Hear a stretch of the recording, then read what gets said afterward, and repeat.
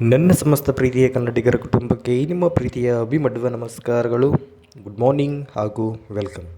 Video ತಮ್ಮ ಬಿಟ್ಟು ನಿಮ್ಗಳಿಗೆಲ್ಲ ಗೊತ್ತಾಗಿರುತ್ತೆ ಈ ಒಂದು ವಿಡಿಯೋ ಯಾವುದ್ರ ಬಗ್ಗೆ ಒಂದು ಕಂಟೆಂಟ್ ಆಗಿರಕ್ಕಂಥ ಒಂದು ವಿಡಿಯೋ ಆಗಿದೆ, ಯಾವುದ್ರ ಬಗ್ಗೆ ಒಂದು ಇನ್ಫಾರ್ಮೇಷನ್ ಆಗಿರಕ್ಕಂಥ ಒಂದು ವಿಡಿಯೋ ಆಗಿದೆ ಅಂದ್ಬಿಟ್ಟು. ಎಸ್ ಹೌದು, ಏನು ನಿಮ್ಮ ಒಂದು ಆರ್ಟಿಫಿಷಿಯಲ್ ಇಂಟೆಲಿಜೆನ್ಸ್ ಅನ್ನೋಕ್ಕಂಥ ಒಂದು ಸಬ್ಜೆಕ್ಟ್ದು ಇಶ್ಯೂ ಇತ್ತು. ಅಂದರೆ ಕ್ವಶನ್ಸ್ ಬೇರೆ ಬೇರೆ ಬಂದಿದೆ ಹಂಗೆ ಹಿಂಗೆ, ಬಟ್ ಡಿಫಿಕಲ್ಟ್ ಇತ್ತು ಸಾಲ್ವ್ ಮಾಡೋಕ್ಕೆ, ಆ ಥರ ಟಫ್ ಕ್ವಶನ್ಸ್ ಇತ್ತು ಅನ್ನೋಕ್ಕಂಥ ಒಂದು ಮಾತು ಏನಿದೆ, ಆ ಒಂದು ಇಶ್ಯೂನ ಜಾಸ್ತಿ ಕಡೆ ಎಲ್ಲ ಕಡೆ ನಿಮ್ಮ ಒಂದು ಇಶ್ಯೂನ ನೀವು ಹೇಳ್ಕೊತಾ ಇದ್ರಿ. ಸೊ ಕೊನೆಗೆ ಆ ಒಂದು ಇಶ್ಯೂಗೆ ಒಂದು ಒಂದು ಕ್ಲಾರಿಟಿ, ಒಂದು ಇನ್ಫಾರ್ಮೇಷನ್ ಬಂದಿದೆ.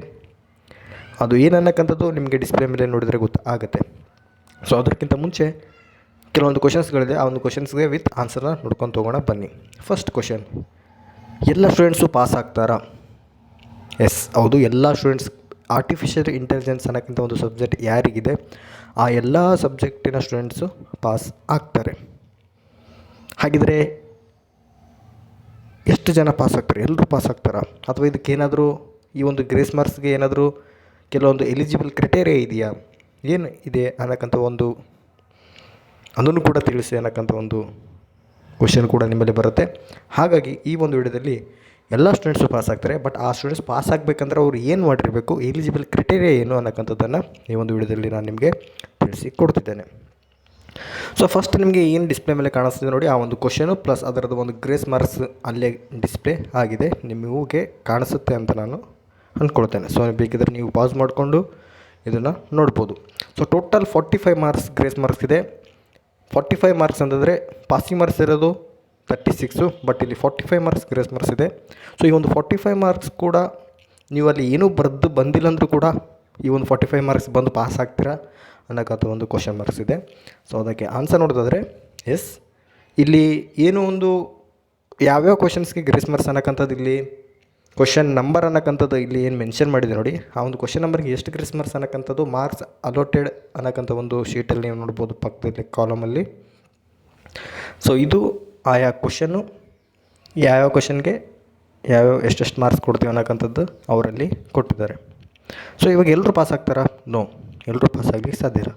ಯಾರ್ಯಾರು ಈ ಒಂದು ಮೆನ್ಷನ್ ಮಾಡಿರ್ತಕ್ಕಂಥ ಕ್ವಶನ್ಸ್ನ ನೀವು ಅಟೆಂಪ್ಟ್ ಮಾಡಿ ಬಂದಿರಿ, ಅಟೆಂಪ್ಟ್ ಅಂತಂದರೆ ಜಸ್ಟ್ ಏನೋ ಒಂದು ಕ್ವಶನ್ ಮಾರ್ಕ್ ಹಾಕಿಬಿಟ್ಟು ಆ ಒಂದು ಕ್ವಶನ್ ಆನ್ಸರ್ ಅಂತ ಮುಂದೆ ಒಂದು ಈಗ ಸಪೋಸ್ ಇಲ್ಲಿ ಕೊಟ್ಟಿದ್ದಾರೆ ಕ್ವಶನ್ ನಂಬರ್ ಯಾವುದು 1C ಗ್ರೇಸ್ ಮಾರ್ಕ್ಸ್ ಎಷ್ಟು ಮಾರ್ಕ್ಸ್ ಇದೆ? 7 ಮಾರ್ಕ್ಸ್ ಇದೆ. ನೀವಲ್ಲಿ ಅದ್ರ ಬಗ್ಗೆ ಏನಾದರೂ ಸುಮ್ಮನೆ ಏನೂ ಬಂದಿಲ್ಲ ಅಂದರೂ ಕೂಡ ಕ್ವಶನ್ ನಂಬರ್ 1C ಅಂತ ಬರೆದ್ಬಿಟ್ಟು ಅದ್ರ ಮುಂದ್ಗಡೆ ಆನ್ಸರ್ ಅಂತ ಹಾಕಿಬಿಟ್ಟು ಒಂದು ಎರೋ ಮಾರ್ಕ್ ಹಾಕಿದರೆ ನಿಮಗೆ ಈ ಒಂದು 7 ಮಾರ್ಕ್ಸ್ ಬರುತ್ತೆ. ಸೊ ಅಂದರೆ ಕ್ಲಿಯರಾಗಿ ಹೇಳ್ಬೇಕಂದ್ರೆ ಯಾರ್ಯಾರು ಕ್ವಶನ್ ನಂಬರ್ ಹಾಕಿ ಅಟೆಂಪ್ಟ್ ಮಾಡಿ ಬಂದಿರ್ತಾರೆ, ಇಲ್ಲಿ ಮೆನ್ಷನ್ ಮಾಡಿರ್ತಕ್ಕಂಥ ಕ್ವಶನ್ಸ್ಗಳು ಅವ್ರಿಗೆ ಪಕ್ಕಾ 45 ಮಾರ್ಕ್ಸ್ ಬಂದು ಪಾಸ್ ಆಗ್ತಾರೆ. ಪಾಸಿಂಗ್ ಮಾರ್ಕ್ಸ್ ಇರೋದು 36 ಮಾರ್ಕ್ಸ್, ಬಟ್ ಬರೋದು 45 ಮಾರ್ಕ್ಸ್ ಗ್ರೇಸ್ ಮಾರ್ಕ್ಸ್. ಅದು ಈ ಥರ ಏನಾದರೂ ನೀವು ಅಲ್ಲಿ ಕ್ವಶನ್ನ ಮೆನ್ಷನ್ ಮಾಡಿ ಬಂದಿದ್ದರೆ ಮಾತ್ರ ನಿಮಗೆ ಇದು ಗ್ರೇಸ್ ಮಾರ್ಕ್ಸ್ ಸಿಗಲಿಕ್ಕೆ ನೀವು ಎಲಿಜಿಬಲ್ ಆಗ್ತೀರಾ. ನೀವು ಇಲ್ಲಿ ಈ ಕ್ವಶನ್ಸ್ನ ಮೆನ್ಷನ್ ಮಾಡಿ ಬಂದಿಲ್ಲ ಅಂತಂದರೆ ನೀವು ಯಾವುದೇ ರೀತಿಯಲ್ಲೂ ಕೂಡ ಈ ಒಂದು ಗ್ರೇಸ್ ಮಾರ್ಕ್ಸ್ಗೆ ನೀವು ಎಲಿಜಿಬಲ್ ಆಗೋಲ್ಲ, ನೀವು ಪಾಸ್ ಆಗೋದಿಲ್ಲ, ನೀವು ಫೇಲ್ ಆಗ್ತೀರಾ, ನಿಮ್ಮ ಪೇಪರ್ ಬ್ಯಾಕ್ ಆಗುತ್ತೆ.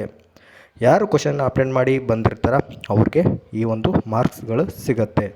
ಸೊ ಇದು ಇನ್ನೂ ಕೂಡ ಯಾವುದೇ ರೀತಿಯಲ್ಲಿ ಕೂಡ ಸರ್ಕ್ಯುಲರ್ ಆಗಿ ಬಂದಿಲ್ಲ ಹೊರಗಡೆ, ಜಸ್ಟ್ ಇದು ಡಿಸ್ಕಷನ್ ಆಗಿದೆ. ಈ ಥರ ಡಿಸ್ಟ್ರಿಬ್ಯೂಟ್ ಮಾಡಬೇಕು ಮಾರ್ಕ್ಸ್ಗಳನ್ನ, ಈ ಥರ ಗ್ರೇಸ್ ಅಂತ ಹೇಳ್ಬಿಟ್ಟು ಈ ಥರ ಕೊಡಬೇಕು ಅನ್ನೋಕ್ಕಂಥ ಒಂದು ಡಿಸ್ಕಷನ್, ಒಂದು ಮೀಟಿಂಗ್ ಥರ ಆಗಿದೆ. ಸೊ ಅದು ಬಿಟ್ಟರೆ ಇನ್ನೂ ಅಫಿಷಿಯಲ್ ಆಗಿ ಯಾವುದೇ ರೀತಿಯಲ್ಲೂ ಕೂಡ ಬಂದಿಲ್ಲ. ಸೊ ಇದು ಅಫಿಷಿಯಲ್ ಅಂತ ತಿಳ್ಕೊಬಿಟ್ರೆ ಜಸ್ಟ್ ಇದು ಮೀಟಿಂಗ್ ಡಿಸ್ಕಷನ್ ಆಗಿರೋಕ್ಕಂಥ ಒಂದು ಸರ್ಕ್ಯುಲರ್ ಅಂದರೆ ಒಂದು ಫಾರ್ಮೇಟ್ ಅಂತ ಹೇಳ್ಬೋದು. ಈ ಥರ ಹಿಂಗೆ ಗ್ರೇಸ್ ಮಾರ್ಕ್ಸ್ ಕೊಡ್ಬೋದಾ, ಈ ರೀತಿ ಹಿಂಗೆ ಅಂತ ಹೇಳ್ಬಿಟ್ಟು ಸೊ ಈ ರೀತಿ ಮೆನ್ಷನ್ ಮಾಡಿ ಬಂದಿದೆ. ಬಟ್ ಇದು ಯಾವುದೇ ರೀತಿಯಲ್ಲಿ ಕೂಡ ಅಫಿಷಿಯಲ್ ಅಲ್ಲ, ಜಸ್ಟ್ ಒಂದು ಈ ಥರ ಒಂದು ಫಾರ್ಮೇಟ್ ಥರ ಅಷ್ಟೇ. ಸೊ ಫೈನಲ್ ಹೇಳ್ಬೇಕಂದ್ರೆ ಎಲ್ಲರೂ ಪಾಸ್ ಆಗ್ತಾರೆ ಅನ್ನೋಕ್ಕಂಥ ಕ್ವಶನ್ಗೆ ಆನ್ಸರ್ ಸಿಕ್ಕಿದೆ ಅಂತಂದು ಆ ಒಂದು ಎಲಿಜಿಬಲ್ ಕ್ರೈಟೇರಿಯಾ ಇದೆ. ಆ ಎಲಿಜಿಬಲ್ ಕ್ರೈಟೇರಿಯಾ ಪ್ರಕಾರ ನೀವು ಅಲ್ಲಿ ಏನಾದರೂ ಕ್ವಶನ್ನ ಬರೆದು ಬಂದಿದ್ದರೆ ನಿಮಗೆ ಗ್ರೇಸ್ ಮಾರ್ಕ್ಸ್ ಸಿಗುತ್ತೆ, ನೀವು ಪಾಸ್ ಆಗ್ತೀರಾ. ನೀವಲ್ಲಿ ಏನೂ ಕ್ವಶನ್ ಮಾರ್ಕ್ಸ್ ಬಂದಿಲ್ಲ, ಅಟೆಂಡ್ ಮಾಡಿಲ್ಲ ಅಂತಂದರೆ ನಿಮಗೆ ಯಾವುದೇ ರೀತಿಯಲ್ಲೂ ಕೂಡ ಗ್ರೇಸ್ ಮಾರ್ಕ್ಸ್ ಸಿಕ್ಕಲ್ಲ, ಯಾವುದೇ ರೀತಿಯಲ್ಲೂ ಕೂಡ ನೀವು ಪಾಸ್ ಆಗೋದಿಲ್ಲ. ಸೊ ಇದು ಇವತ್ತಿನ ಒಂದು ವಿಡಿಯೋದಲ್ಲಿ ಇರೋಕ್ಕಂಥ ಒಂದು ಭಾಳ ಇಂಪಾರ್ಟೆಂಟ್. ಸೊ ಇನ್ನೊಂದು ಸರಿ ಹೇಳ್ತೇನೆ, ಇದು ಒಂದು ಫಾರ್ಮೇಟ್ ಥರ, ಜಸ್ಟ್ ಇದು ಇನ್ನೂ ಸರ್ಕ್ಯುಲರ್ ಮುಖಾಂತರ ಡಿಸಿಷನ್ ಹೊರಗೆ ಬಿದ್ದಿಲ್ಲ. ಸೊ ಇದ್ರ ಬಗ್ಗೆ ಇನ್ನೂ ಥಿಂಕಿಂಗ್ ನಡೆದಿದೆ. ಸೊ ಯಾವುದೇ ರೀತಿಯಲ್ಲೂ ಕೂಡ ಇದು ಫೈನಲ್ ಆಗಿಲ್ಲ, ಸರ್ಕ್ಯುಲರ್ ಆಗಿ ಹೊರಗಡೆ ಬಂದಿಲ್ಲ. ಬಟ್ ಇನ್ನೂ ಸರ್ಕ್ಯುಲರ್ ಆಗಿ ಯಾವ ಒಂದು ಫೈನಲ್ ಹೊರಗಡೆ ಬರುತ್ತೆ ಅನ್ನೋಕ್ಕಂಥದ್ದು ನೋಡಬೇಕಾಗತ್ತೆ. ಯಾಕಂದರೆ ಕೆಲವೊಂದು ಸ್ಟೂಡೆಂಟ್ಸ್ ಕ್ವಶನ್ ಅಪ್ಡೇಟ್ ಮಾಡಿರಲ್ಲ. ಸೊ ಯಾರ್ಯಾರು ಅಟೆಂಪ್ಟ್ ಮಾಡಿರ್ತೀರ ಅವ್ರಿಗೆ ಈ ಒಂದು ಗ್ರೇಸ್ ಮಾರ್ಕ್ಸ್ ಸಿಗುತ್ತೆ ಅಂತ ಹೇಳ್ಬೋದು. ಸೊ ಇದು ಕೂಡ ಗ್ರೇಸ್ ಮಾರ್ಕ್ಸ್ ಕೊಡ್ತಿದ್ದಾರೆ ಅನ್ನೋಕ್ಕಂಥದ್ದು ಇನ್ನೂ ಸರ್ಕ್ಯುಲರಿಗೆ ಬಂದಿಲ್ಲ. ಸೊ ಜಸ್ಟ್ ಇದೊಂದು ಮೀಟಿಂಗ್ ಡಿಸ್ಕಷನ್. ಸೊ ಅದು ಇದ್ರ ಜೊತೆ ಫ್ಯಾಕಲ್ಟಿ ಜೊತೆ ಇವ್ಯಾಲ್ಯುವೇಟರ್ ಹೆಡ್ ಜೊತೆ ಆಗಿರಕ್ಕಂಥ ಒಂದು ಡಿಸ್ಕಷನ್ನು, ಜೊತೆಗೆ ವೈಸ್ ಚಾನ್ಸಲರ್ ಕೂಡ ಅವ್ರದ್ದು ಕೂಡ ಇದೆ. ಸೊ ಇದೆಲ್ಲನೂ ಈ ಥರ ಓಕೆ ಆಗಿಬಿಟ್ಟು ಎಲ್ಲರ ಕಡೆಯಿಂದ ಓಕೆ ಆಗಿಬಿಟ್ಟಿತ್ತಂದರೆ ಸೊ ಫೈನಲ್ ಆಗಿ ಸರ್ಕ್ಯುಲರ್ ಮುಖಾಂತರ ಹೊರಗಡೆ ಬರುತ್ತೆ. ಸೊ ಇಲ್ಲ ಇನ್ನದರಲ್ಲಿ ಏನಾದರೂ ಚೇಂಜಸ್ ಮಾಡಬೇಕನ್ನೋದ್ರಲ್ಲೂ ಕೂಡ ಎಲ್ಲನೂ ಆಗುತ್ತೆ. ಬಟ್ ನೀವು ಪಾಸ್ ಆಗೋ ಥರ ಆಗಬೇಕಂತಂದ್ರೆ ನೀವು ಎಲಿಜಿಬಲ್ ಕ್ರೈಟೀರಿಯಾನ ಫಾಲೋ ಮಾಡಬೇಕು. ಕ್ವಶನ್ ನಂಬರ್ ಅಥವಾ ಕ್ವಶನ್ ಅಟೆಂಪ್ಟ್ ಮಾಡಿ ಬಂದಿರಬೇಕು. ಅಂದಾಗ ಮಾತ್ರ ಇದು ನಿಮಗೆ ಎಲಿಜಿಬಲ್ ಆಗುತ್ತೆ, ನೀವು ಪಾಸ್ ಆಗ್ತೀರ. Else no. ಸೊ ಎಲ್ರಿಗೂ ಒಂದು ಕ್ಲಾರಿಟಿ ಸಿಗ್ತದೆ ಅಂದ್ಕೊಳ್ತೀನಿ. ಎಲ್ರಿಗೂ thank you. Have a nice day.